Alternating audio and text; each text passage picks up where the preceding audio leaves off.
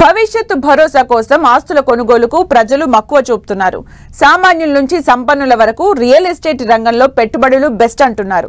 తమకు సొంతిల్లు ఉండాలని కలలు కంటున్న హైదరాబాద్ వాసులు తమ ఆదాయంలో పొదుపు మంత్రం పాటిస్తూ ఆ కలను నెరవేర్చుకుంటున్నారు.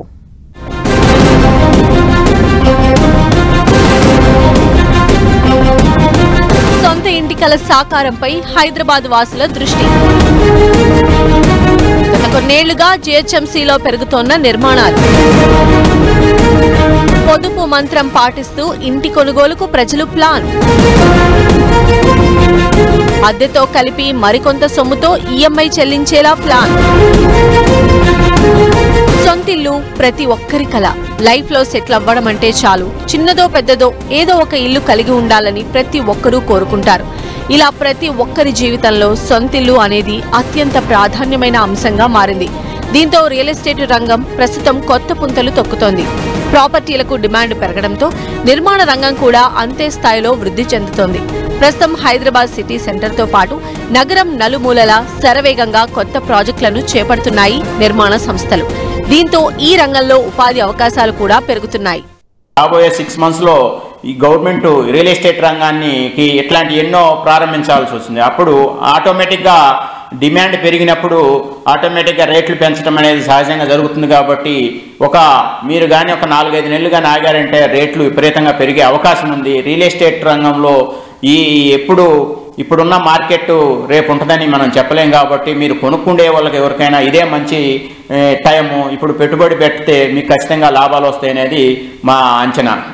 అఫోర్డబుల్ హౌసింగ్ కు సెంటర్ గా నిలిచిన హైదరాబాద్ మహానగరంలోని పలు ప్రాంతాల్లో ప్రస్తుతం నిర్మాణాలు జోరందుకున్నాయి. హైదరాబాద్ లో ఉపాధి అవకాశాలు ఎక్కువగా ఉండడంతో ప్రతి ఒక్కరూ నగరం బాట పడుతున్నారు. తమకు వచ్చే ఆదాయంతో పొదుపు మంత్రం పాటిస్తూ సొంతింటి కలను నెరవేర్చుకునేందుకు ప్రజలు ప్లాన్ చేస్తున్నారు. ఉన్న కొద్దిపాటి మొత్తాన్ని డౌన్ పేమెంట్ చేసి బ్యాంకుల నుంచి లోన్లు తీసుకుని సొంతింటి కొనుగోలు చేస్తున్నారు. ముఖ్యంగా సామాన్య మధ్యతరగతి ప్రజలు అద్దె ఇంటికి గుడ్ బై పలుకుతున్నారు. ఈ రోజుల్లో ఎక్కువ మంది మిడిల్ క్లాస్ వాళ్ళు కావచ్చు, ఎవరైనా కూడా ల్యాండ్స్ మీద ఎక్కువ ఇన్వెస్ట్ చేయడానికి ఇంట్రెస్ట్ చూపిస్తూ ఉన్నారు. వాళ్ళు ఉన్న డబ్బుతో పాటు ఎక్కువ సేవింగ్స్ చేసుకుని ఇంత ముందులాగా వేరే వాటి మీద ఇన్వెస్ట్ చేయకుండా గోల్డ్ అదర్ థింగ్స్ మీద కాకుండా ఈ మధ్య ల్యాండ్ మీద ఎక్కువ ఇన్వెస్ట్ చేయాలనుకుంటా ఉన్నారు. ఎందుకంటే హైదరాబాద్లో ఇన్వెస్ట్ చేసిన ప్రతి ఒక్కరు కూడా లాస్ట్ 15-20 yearsలో వచ్చిన అప్రిసియేషన్ ఏదైతే ఉందో చాలా ఎక్కువ. అదేవిధంగా రాబోయే సంవత్సరాల్లో ఇంకా అది ఎక్కువ ఉంటుందన్న ఉద్దేశంతో మెజారిటీ పీపుల్ ల్యాండ్ మీద ఇన్వెస్ట్ చేయడానికి చాలా ఇంట్రెస్ట్ చూపిస్తూ ఉన్నారు. ఇంతవరకు ఉండే సేవింగ్స్ అమౌంట్లు అంటే ప్రతి ఒక్కరు కూడా సేవింగ్ చేసుకుని ఆ అమౌంట్ను కూడా రియల్ ఎస్టేట్లో ల్యాండ్స్ మీద లేదా హౌసెస్ మీద ఎక్కువ ఇన్వెస్ట్ చేస్తూ ఉన్నారు. ఇక ప్రాజెక్టులను బట్టి కొన్ని సందర్భాల్లో 10%, మరికొన్ని సందర్భాల్లో 20% వరకు డౌన్ పేమెంట్ తో బ్యాంకులు రుణాలు ఇస్తున్నాయి. దీంతో తమకు వచ్చే ఆదాయానికి అనుగుణంగా పొదుపు మంత్రం పాటిస్తూ సొంతింటి కలను ప్రజలు నెరవేర్చుకుంటున్నారు. మరికొంతమంది ఇన్వెస్ట్మెంట్ కోసం రెండో ఇంటిని కొనుగోలు చేసేందుకు ప్లాన్ చేస్తున్నారు. ఇంటికి వచ్చే అద్దె మొత్తాన్ని ఈఎంఐగా చెల్లిస్తూ ఇంటిని కొనుగోలు చేస్తున్నారు. ఇక బ్యాంకింగ్ రంగంలో పోటీ పెరగడంతో కొన్ని ఆర్థిక సంస్థలు తక్కువ వడ్డీకే లోన్లను ఆఫర్ చేస్తున్నాయి. బ్యాంక్స్ కూడా మంచిగా సపోర్ట్ చేస్తూ ఉన్నాయి.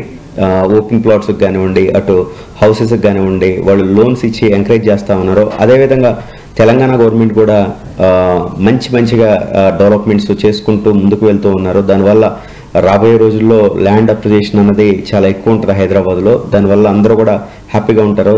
ఇప్పుడు పరిస్థితుల్లో చూస్తే రాబోయే రోజుల్లో రీజనల్ రింగ్ రోడ్ అన్నది Telangana real estate game changer. So ఆ రీజనల్ రింగ్ రోడ్ కనుక ఒక్కసారి కానీ అది శంకుస్థాపన ఈ వర్క్ కానీ స్టార్ట్ అయితే తెలంగాణ రియల్ ఎస్టేట్ చాలా బాగుంటుంది. అదేవిధంగా ల్యాండ్ రేట్స్ అన్నవి చాలా అమాంతం పెరిగిపోతూ ఉంటాయి. కాస్మోపాలిటన్ నగరంగా హైదరాబాద్ మారడంతో ప్రస్తుతం నగరంలో ఇళ్లకు డిమాండ్ అమాంతం పెరిగింది. ఔటర్ రింగ్ రోడ్డు నుంచి 30 నుంచి 40 కిలోమీటర్లు దాటిన తర్వాత కూడా లేఅవుట్లలో ప్రజలు ప్లాట్లు కొనుగోలు చేస్తున్నారు. మొత్తం మీద తమ ఆదాయంలో పొదుపు శాతాన్ని పెంచుకోవడమే కాకుండా ఈజీగా ఈఎంఐలు చెల్లించే వారి సంఖ్య నగరంలో భారీగా పెరుగుతోంది.